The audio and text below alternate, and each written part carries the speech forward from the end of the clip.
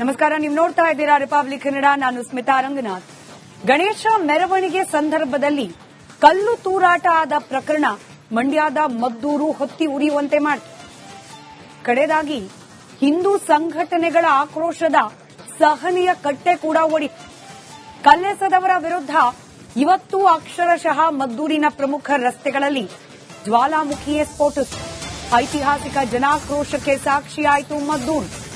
ಸರ್ಕಾರದ ವಿರುದ್ಧ ಕೇಸರಿ ಕಲಿಗಳು ಕೂಡ ಇವತ್ತು ಮುಗಿಬಿದ್ದಿದ್ದು.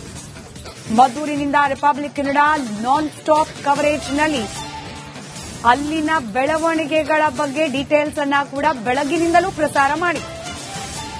ಇದರ ನಡುವೆ ರಾಜಕೀಯ ನಾಯಕರ ಹೇಳಿಕೆಗಳು ಮದ್ದೂರಿನಲ್ಲಾದ ಕಲ್ಲೆಸೆತ ಪ್ರಕರಣದಲ್ಲೂ ಕೂಡ ರಾಜಕೀಯ ಪ್ರವೇಶ ಆಗುವಂತೆ ಮಾಡಿದೆ. ಓಲೈಕೆ ಅತಿಯಾಗಿನೇ ಈ ರೀತಿಯಾಗಿ ಮುಸಲ್ಮಾನರು ಕಲ್ಲೆತ್ಕೊಳ್ಳೋ ಲೆವೆಲ್ಗಾಗಿರೋದು ಅನ್ನೋದು ಬಿಜೆಪಿ ನಾಯಕರ ಆರೋಪ. ಕಲ್ಲೆಸೆದವರು ಕೇವಲ ಮುಸಲ್ಮಾನರು ಮಾತ್ರ ಅಲ್ಲ, ಹಿಂದೂಗಳು ಇದ್ರು ಅನ್ನೋ ಅನುಮಾನ ಇದೆ ಅನ್ನೋದು ಕಾಂಗ್ರೆಸ್ಸಿಗರ, ಅದರಲ್ಲೂ ಇನ್ ಪರ್ಟಿಕ್ಯುಲರ್ ಗೃಹ ಸಚಿವರಾದ ಡಾಕ್ಟರ್ ಜಿ ಪರಮೇಶ್ವರ್ ಅವರ ಆರೋಪ. ಹಿಂದೂಗಳ ಹಬ್ಬ ಯಾವುದೇ ರೀತಿಯ ಕಾಂಪ್ರಮೈಸ್ ಇಲ್ಲದೆ, ಅಡ್ಡಿ ಆತಂಕಗಳಿಲ್ಲದೆ, ರಿಸ್ಟ್ರಿಕ್ಷನ್ಗಳಿಲ್ಲದೆ, ಭಯ ಆತಂಕ ಇಲ್ಲದೆ ನಡಿಲಿಕ್ಕೆ ಸಾಧ್ಯನೇ ಇಲ್ವಾ? ಪ್ರತಿ ಬಾರಿ ಗಣೇಶ ಮೆರವಣಿಗೆ ಹೋಗಬೇಕು ಅಂದಾಗ ಡಿಜೆ ಸೌಂಡ್ ಬೇಡ ಅಂದ್ರೆ ಬೇಡ, ಘೋಷಣೆಗಳು ಕೂಗೋದು ಬೇಡ ಅಂದ್ರೆ ಬೇಡ, ಲೈಟ್ ಆಫ್ ಅಂದ್ರೆ ಆನ್, ಆನ್ ಅಂದ್ರೆ ಆನ್, ಹೀಗೆ ನಡಿಬೇಕಾ? ನಿರ್ಬಂಧಗಳು ಕೇವಲ ಹಿಂದೂಗಳ ಧಾರ್ಮಿಕ ಆಚರಣೆ ಮೇಲೆ ಮಾತ್ರನಾ? ಬಡಾವಣೆಯಲ್ಲಿ ಜನ ಓಡಾಡುವಂತದ್ದು ಕಷ್ಟ ಆಗಿದೆ. ಆ ಮಸೀದಿ ಬಂದಾದ ನಂತರ ಎಲ್ಲರಿಗೂ ಅಲ್ಲಿ ತೊಂದರೆ ಆಗ್ತಾ ಇದೆ. ಆ ರಸ್ತೆಯಲ್ಲಿ ಹೋಗೋರನ್ನು ಕೂಡ ಅಲ್ಲಿಗೆ ಕಿರುಕುಳ ಕೊಡುವಂತ ಘಟನೆಗಳು ಸಂಭವಿಸುತ್ತದೆ. ಅದು ಬರೀ ಗಣೇಶೋತ್ಸವ ಸಂದರ್ಭದಲ್ಲಿ ಮಾತ್ರ ಅಲ್ಲ, ದಿನನಿತ್ಯನೂ ಕೂಡ ಕಿರುಕುಳಗಳ ಪ್ರಾರಂಭವಾಗಿದೆ ಅಂತ ಹೇಳಿ ಮನವಿಯನ್ನು ಮಾಡಿಕೊಂಡಿದ್ವಿ. ಹಾಗೆ ಆ ಮಸೀದಿಯಲ್ಲಿ ಕಲ್ಲು ತೂರಾಟವನ್ನು ಮಾಡಿರೋದ್ರಿಂದ ಮಸೀದಿ ಸಮಿತಿಯ ಎಲ್ಲರನ್ನೂ ಕೂಡ ವಿಚಾರಣೆಗೆ ಒಳಪಡಿಸಬೇಕು, ಅವ್ರ ಮೇಲೆ ಕ್ರಮ ಜರುಗಿಸಬೇಕು ಅಂತನೂ ಕೂಡ ನಾವು ಪೊಲೀಸ್ ಇಲಾಖೆಗೆ ಮನವಿ ಮಾಡಿಕೊಂಡಿದ್ವಿ. ಇದುವರೆಗೂ ಸುಮಾರು 26 ಜನರನ್ನ ಗುರುತು ಮಾಡಿದ್ದಾರೆ, ಅದರಲ್ಲಿ 21 ಜನರನ್ನ ಅರೆಸ್ಟ್ ಮಾಡಿದ್ದಾರೆ. ಇನ್ನೂ ಯಾರ್ಯಾರು ಭಾಗಿಯಾಗಿದ್ದಾರೆ ಅದ್ರ ಬಗ್ಗೆ ಎಲ್ಲ ಸಿಸಿಟಿವಿ ಫುಟೇಜ್ಗಳು ಹಾಗೂ ಬೇರೆ ಯಾರು ಮೊಬೈಲ್ನಲ್ಲಿ ರೆಕಾರ್ಡ್ ಮಾಡಿಕೊಂಡಿದ್ದಂಥದ್ದಿದ್ರೆ ಅದನ್ನು ಕೂಡ ಅವರು ನೋಡಿ ಪರಿಶೀಲನೆ ಮಾಡುತ್ತಿದ್ದಾರೆ. ನನಗೆ ವಿಶ್ವಾಸ ಇದೆ, ಎಡಿಜಿಪಿ ಅವರೇ ಖುದ್ದಾಗಿ ಇಲ್ಲಿಗೆ ಬಂದಿದ್ದಾರೆ. ಎಸ್ಪಿ ಅವರು ಇರ್ಬೋದು, ಇಲ್ಲಿ ಬೆಂಗಳೂರಿನಲ್ಲಿ ಡಿಸಿಪಿ ಆಗಿರುವಂತಹ ಶ್ರೀನಿವಾಸ್ ಗೌಡ್ರು ಇರ್ಬೋದು, ನಮ್ಮ ಮೈಸೂರಿನ ಎಸ್ಪಿ ಆಗಿರುವಂತಹ ವಿಷ್ಣುವರ್ಧನ್ ಅವರು ಇರ್ಬೋದು, ಸ್ಥಳೀಯ ಎಸ್ಪಿ ಅವರು ಇರ್ಬೋದು, ಪ್ರತಿಯೊಬ್ಬರು ಬಂದಿದ್ದಾರೆ. ಪೊಲೀಸ್ ಇಲಾಖೆಯವರ ಮೇಲೆ ನಾವು ವಿಶ್ವಾಸವಿಟ್ಟು ಇವತ್ತು ಈ ಪ್ರತಿಭಟನೆಯನ್ನ ಕೈಬಿಟ್ಟಿದ್ದೀವಿ. ಅವರು ತಕ್ಷಣಕ್ಕೆ ಕ್ರಮ ಜರುಗಿಸುತ್ತಾರೆ ಅನ್ನೋ ನಂಬಿಕೆಯಿಂದ ನಾವು ಹೋಗ್ತಾ ಇದ್ದೀವಿ. ನಾಳಿನ ಪ್ರತಿಭಟನೆಗೆ ಯಾರೆಲ್ಲ ಭಾಗಿಯಾಗ್ತಾರೆ ಸರ್? ಎಷ್ಟೊತ್ತಿಗೆ ಆರಂಭ?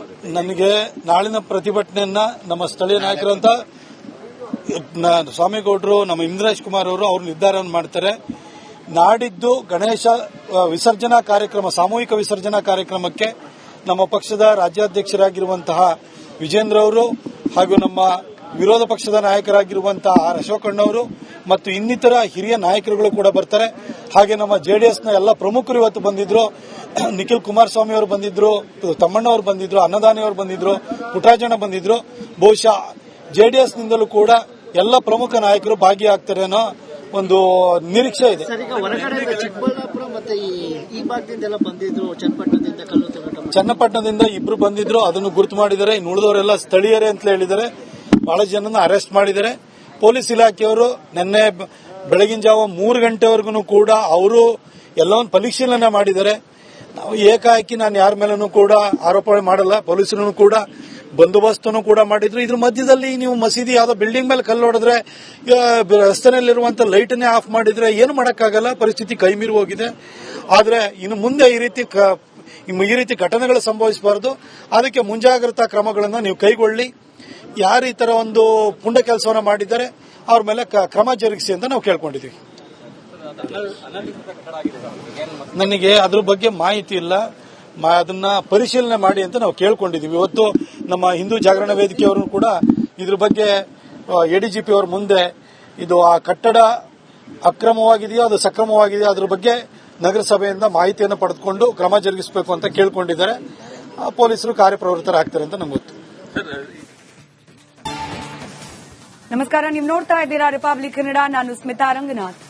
ಗಣೇಶ ಮೆರವಣಿಗೆ ಸಂದರ್ಭದಲ್ಲಿ ಕಲ್ಲು ತೂರಾಟ ಆದ ಪ್ರಕರಣ ಮಂಡ್ಯದ ಮದ್ದೂರು ಹೊತ್ತಿ ಉರಿಯುವಂತೆ ಮಾಡಿತು. ಕಡೆದಾಗಿ ಹಿಂದೂ ಸಂಘಟನೆಗಳ ಆಕ್ರೋಶದ ಸಹನೆಯ ಕಟ್ಟೆ ಕೂಡ ಒಡೆಯಿತು. ಕಲ್ಲೆಸೆದವರ ವಿರುದ್ಧ ಇವತ್ತು ಅಕ್ಷರಶಃ ಮದ್ದೂರಿನ ಪ್ರಮುಖ ರಸ್ತೆಗಳಲ್ಲಿ ಜ್ವಾಲಾಮುಖಿಯೇ ಸ್ಫೋಟಿಸಿತು. ಐತಿಹಾಸಿಕ ಜನಾಕ್ರೋಶಕ್ಕೆ ಸಾಕ್ಷಿಯಾಯಿತು ಮದ್ದೂರು.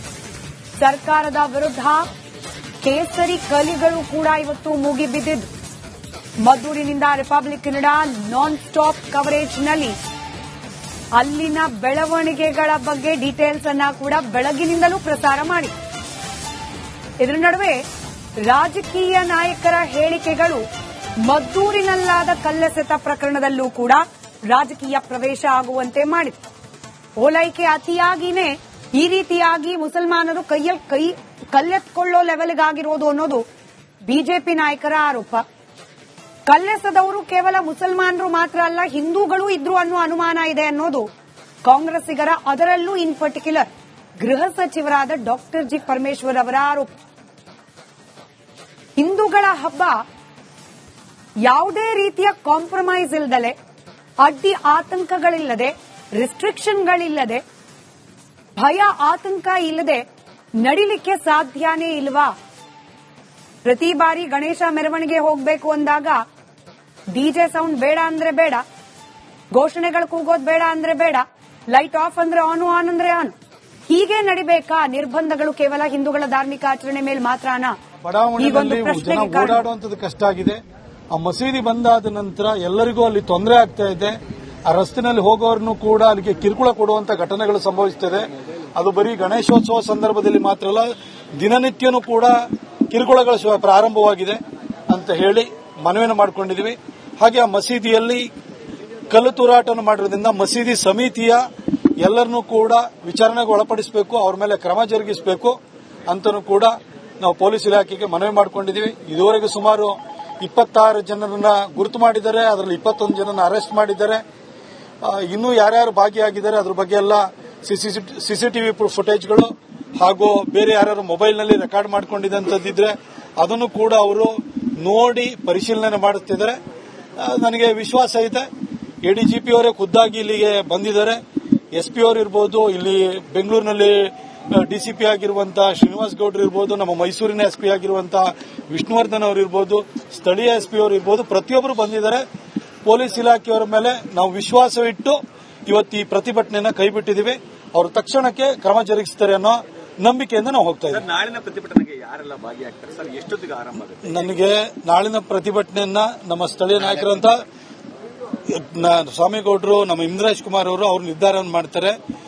ನಾಡಿದ್ದು ಗಣೇಶ ವಿಸರ್ಜನಾ ಕಾರ್ಯಕ್ರಮ, ಸಾಮೂಹಿಕ ವಿಸರ್ಜನಾ ಕಾರ್ಯಕ್ರಮಕ್ಕೆ ನಮ್ಮ ಪಕ್ಷದ ರಾಜ್ಯಾಧ್ಯಕ್ಷರಾಗಿರುವಂತಹ ವಿಜೇಂದ್ರ ಅವರು ಹಾಗೂ ನಮ್ಮ ವಿರೋಧ ಪಕ್ಷದ ನಾಯಕರಾಗಿರುವಂತಹ ಆರ್ ಅಶೋಕಣ್ಣವರು ಮತ್ತು ಇನ್ನಿತರ ಹಿರಿಯ ನಾಯಕರುಗಳು ಕೂಡ ಬರ್ತಾರೆ. ಹಾಗೆ ನಮ್ಮ ಜೆಡಿಎಸ್ನ ಎಲ್ಲ ಪ್ರಮುಖರು ಇವತ್ತು ಬಂದಿದ್ರು. ನಿಖಿಲ್ ಕುಮಾರಸ್ವಾಮಿ ಅವರು ಬಂದಿದ್ರು, ತಮ್ಮಣ್ಣವರು ಬಂದಿದ್ರು, ಅನ್ನದಾನಿ ಅವರು ಬಂದಿದ್ರು, ಪುಟ್ಟರಾಜಣ್ಣ ಬಂದಿದ್ರು. ಬಹುಶಃ ಜೆಡಿಎಸ್ನಿಂದಲೂ ಕೂಡ ಎಲ್ಲ ಪ್ರಮುಖ ನಾಯಕರು ಭಾಗಿಯಾಗ್ತಾರೆ ಅನ್ನೋ ಒಂದು ನಿರೀಕ್ಷೆ ಇದೆ. ಸರ್, ಈಗ ಹೊರಗಡೆ ಚಿಕ್ಕಬಳ್ಳಾಪುರ ಮತ್ತೆ ಈ ಭಾಗದಿಂದ ಬಂದಿದ್ರು, ಚನ್ನಪಟ್ಟಣದಿಂದ ಕಲ್ಲು ತೂರಾಟ, ಚನ್ನಪಟ್ಟಣದಿಂದ ಇಬ್ರು ಬಂದಿದ್ರು, ಅದನ್ನು ಗುರುತು ಮಾಡಿದ್ದಾರೆ. ಇನ್ನು ಉಳಿದವರೆಲ್ಲ ಸ್ಥಳೀಯರೇ ಅಂತ ಹೇಳಿದ್ದಾರೆ. ಬಹಳ ಜನರನ್ನ ಅರೆಸ್ಟ್ ಮಾಡಿದ್ದಾರೆ. ಪೊಲೀಸ್ ಇಲಾಖೆಯವರು ನಿನ್ನೆ ಬೆಳಗಿನ ಜಾವ 3 ಗಂಟೆವರೆಗೂ ಕೂಡ ಅವರು ಎಲ್ಲವನ್ನು ಪರಿಶೀಲನೆ ಮಾಡಿದ್ದಾರೆ. ನಾವು ಏಕಾಏಕಿ ನಾನು ಯಾರ ಮೇಲೂ ಕೂಡ ಆರೋಪ ಮಾಡಲ್ಲ. ಪೊಲೀಸರನ್ನು ಕೂಡ ಬಂದೋಬಸ್ತನ್ನು ಕೂಡ ಮಾಡಿದ್ರು. ಇದ್ರ ಮಧ್ಯದಲ್ಲಿ ನೀವು ಮಸೀದಿ ಯಾವ್ದೋ ಬಿಲ್ಡಿಂಗ್ ಮೇಲೆ ಕಲ್ಲು ಹೊಡೆದ್ರೆ, ರಸ್ತೆನಲ್ಲಿರುವಂತ ಲೈಟನ್ನೇ ಆಫ್ ಮಾಡಿದ್ರೆ ಏನು ಮಾಡಕ್ಕಾಗಲ್ಲ. ಪರಿಸ್ಥಿತಿ ಕೈಮೀರಿ ಹೋಗಿದೆ. ಆದ್ರೆ ಇನ್ನು ಮುಂದೆ ಈ ರೀತಿ ಘಟನೆಗಳು ಸಂಭವಿಸಬಾರದು. ಅದಕ್ಕೆ ಮುಂಜಾಗ್ರತಾ ಕ್ರಮಗಳನ್ನು ನೀವು ಕೈಗೊಳ್ಳಿ. ಯಾರು ಈ ತರ ಒಂದು ಪುಂಡ ಕೆಲಸವನ್ನ ಮಾಡಿದ್ದಾರೆ ಅವ್ರ ಮೇಲೆ ಕ್ರಮ ಜರುಗಿಸಿ ಅಂತ ನಾವು ಕೇಳ್ಕೊಂಡಿದ್ದೀವಿ. ನನಗೆ ಅದ್ರ ಬಗ್ಗೆ ಮಾಹಿತಿ ಇಲ್ಲ, ಅದನ್ನ ಪರಿಶೀಲನೆ ಮಾಡಿ ಅಂತ ನಾವು ಕೇಳ್ಕೊಂಡಿದ್ದೀವಿ. ಇವತ್ತು ನಮ್ಮ ಹಿಂದೂ ಜಾಗರಣ ವೇದಿಕೆಯವರು ಕೂಡ ಇದ್ರ ಬಗ್ಗೆ ಎಡಿಜಿಪಿ ಅವರ ಮುಂದೆ ಇದು ಆ ಕಟ್ಟಡ ಅಕ್ರಮವಾಗಿದೆಯೋ ಅದು ಸಕ್ರಮವಾಗಿದೆಯೋ ಅದ್ರ ಬಗ್ಗೆ ನಗರಸಭೆಯಿಂದ ಮಾಹಿತಿಯನ್ನು ಪಡೆದುಕೊಂಡು ಕ್ರಮ ಜರುಗಿಸಬೇಕು ಅಂತ ಕೇಳ್ಕೊಂಡಿದ್ದಾರೆ. ಪೊಲೀಸರು ಕಾರ್ಯಪ್ರವೃತ್ತರಾಗ್ತಾರೆ ಅಂತ ನಂಗೆ ಗೊತ್ತು.